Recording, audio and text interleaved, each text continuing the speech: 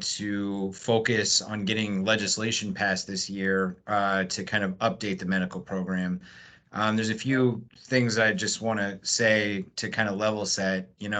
We sent out a survey to the existing medical patients earlier this year. There was a bit of a selection bias because the folks that we sent it to are current patients, not people that have maybe been part of the program and left for one reason or another. It's not necessarily people that could never afford the program to begin with. But generally speaking, the the basic gist of the results from that survey is that most patients are satisfied with the existing dispensaries. I can say that the way that the system is set up with the kind of very limited number of licenses and the kind of the fees that are involved, it is highly inaccessible and unaffordable to many Vermonters. We know that.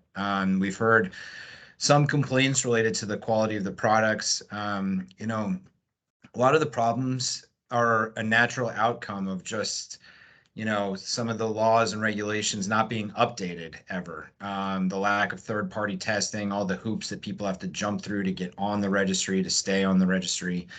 One thing that we, of course, recognize is that in every other adult use state, that doesn't kind of reimagine their medical program, that the numbers continue to dwindle, and frankly, that makes the medical program even more unaffordable when the kind of number of patients continues to decline every year. So the status quo is not good enough for the board. We are going to do what we can to kind of make some common sense updates to the medical program legislatively.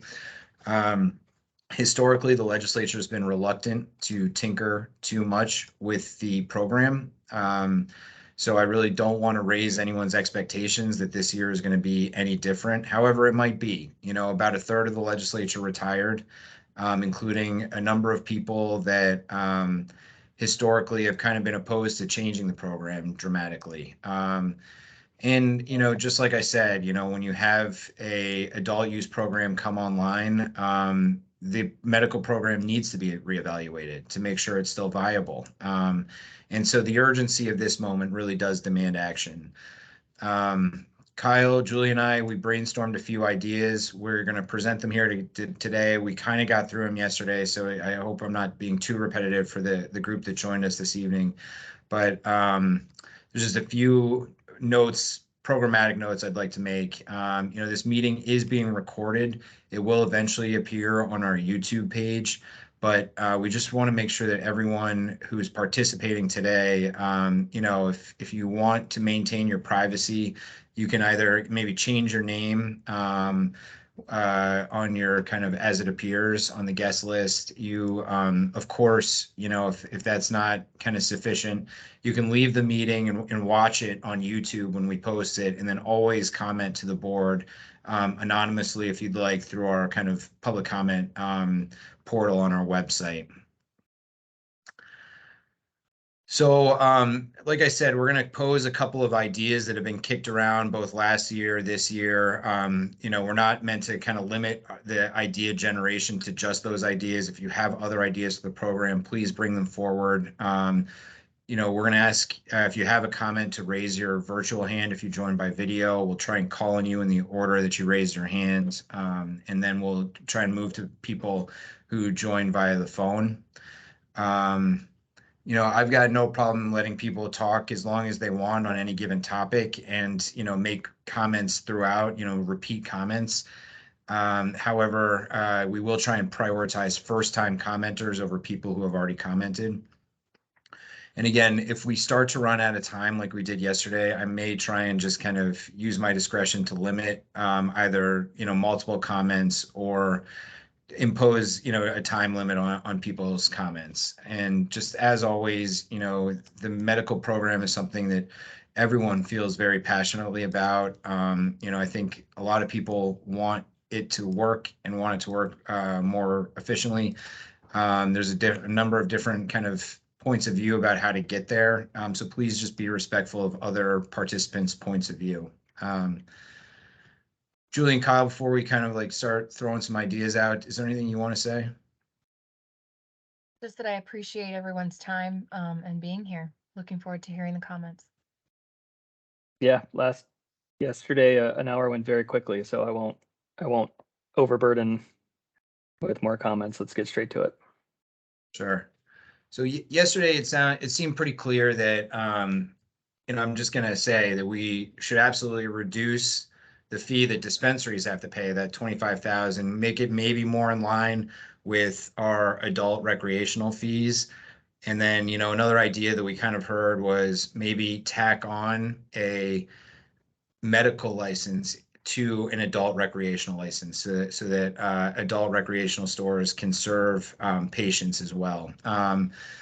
I think another idea I didn't quite hear. Obviously, we heard about reducing fees for patients, and that obviously just resonates with the board. And certainly, if you have an incurable disease or condition, that those people shouldn't have to jump through the hoops of getting reevaluated or renewing every single year, maybe even never.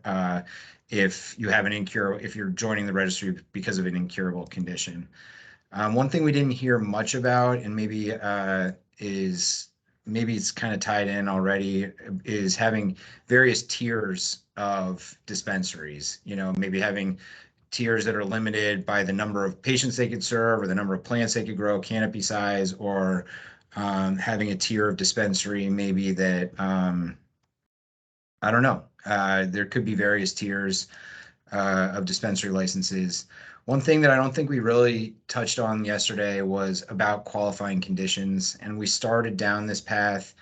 You know, um, Obviously, a qualifying condition that some other states have is anything a doctor is going to prescribe an opiate for. They can also authorize for medical cannabis. We did hear that maybe instead of having qualifying conditions at all, we should focus on symptom-based conditions, like if you have kind of pain or certain, vomiting or something like that's condition-based, as opposed to saying if you have MS or if you have Parkinson's. One thing I'd just like to throw out there is, Minnesota, a few other states have a petition-based system for adding new qualifying conditions. And so what Minnesota does is once a petition reaches a certain number of signatures, it triggers a review they have a couple of PhDs on their staff that review all the scientific literature, all the kind of clinical trials, if there are any, mostly out of state or out of country trials, to see if cannabis might be an effective kind of, therapeutically for those conditions. And then I forget if it's the cannabis board there or if it's actually the Department of Health that gets to approve the conditions. So that's kind of an interesting model that we might want to consider here. It kind of removes the politics of adding a condition. I think, why don't we just start there? If people have any thoughts about kind of various tiers of dispensaries, what that might look like, whether it's a caregiver tier, something along that lines, and then maybe just how we should remove qualifying conditions. I should mention that our Cannabis Regulators Association mentioned at our last public health meeting that they would evaluate certain conditions for us if, for instance, Vermont can't afford to hire a bunch of kind of PhDs to evaluate kind of research. So if there are actually specific conditions that anyone here would like us to evaluate, we might be able to kind of leverage some national resources to do that. But anyway, I'll just open it up there on those topics. And if you have a comment you'd like to make, please just raise your virtual hand. We'll try our best to call on you in the order that you raise your hand.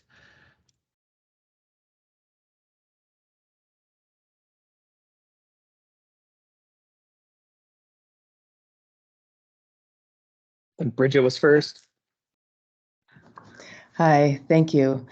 I really appreciate that we're having these conversations. And after attending yesterday, part of me just left feeling like, a lot of these specific things that we're talking about are really important, to identify what the pain points are for both businesses and patients and doctors, and we need to talk about them. But I feel like we've already talked about them a lot, whether it was through the discovery phase, before with the group, the committee that we actually had when we were developing this. And so part of me really wants to talk about the bigger picture. And I think that what we're doing here in Vermont and, the things that we're changing about what the industry can look like here, whether it's social justice or the packaging that we're talking about, this forward thinking that we're doing, I'd really like Vermont to do that on the medical side too, and I think that, is there a place for the CCB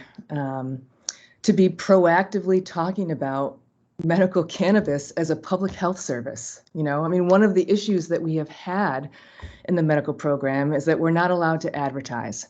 And I get the whole thing of like, allowing individual dispensaries to advertise is like, that's like capitalism. That's marketing a certain brand. Like, why can't it be actually the CCB that's doing it? We did a lot of outreach to the medical community to help the medical community become comfortable with the program. I don't know who's doing that anymore. I'm not involved with the medical program anymore, and I really feel like it should be coming from the regulators. And it's a really great place for Vermont to make a stand to say that we believe in cannabis as medicine, and we believe that the education should come from us and the CCB. The state is the one that's like educating our public healthcare system about this resource, and I think that one of the ways that we start to convince the healthcare community is by collecting data. I know it's always been really hard. I understand the difficulties of any kind of software that's collecting data, the inventory management, but it'd be really nice to know who's participating in the program, what their, anonymously, what their age range is, what their qualifying condition is, what their income level is, what their, a whole bunch of things so that we could, an income level and race, one of the things that we always saw at our dispensaries was that the people of color were not represented in the patient base. And why not? Because they probably don't have access to education that the program even exists. And there's probably a lot of bias in the healthcare system with doctors too, where they might not recommend the program to people of color because of their own personal bias. And we don't have any data to support any of that. And we don't have any education system that's going out into our community to say, hey, this is an option. And so I'd kind of like to eventually, I don't know if this is the place, but bring it to that bigger level of how does Vermont really start to advocate for medical cannabis, and all these other things are really important about steps that we take. But I don't know if there's, because this is about advertising and education, if we don't have to go through the legislature to get permission, you can just do it. So that's my overall thought about, hey, maybe we can take this conversation to a bigger thinking and a unique thinking for Vermont. Bridget, can I just ask you, just because you have the experience in with the longevity with the medical program, just fundamentally, this isn't exactly what you're talking about. Fundamentally, like, what were the biggest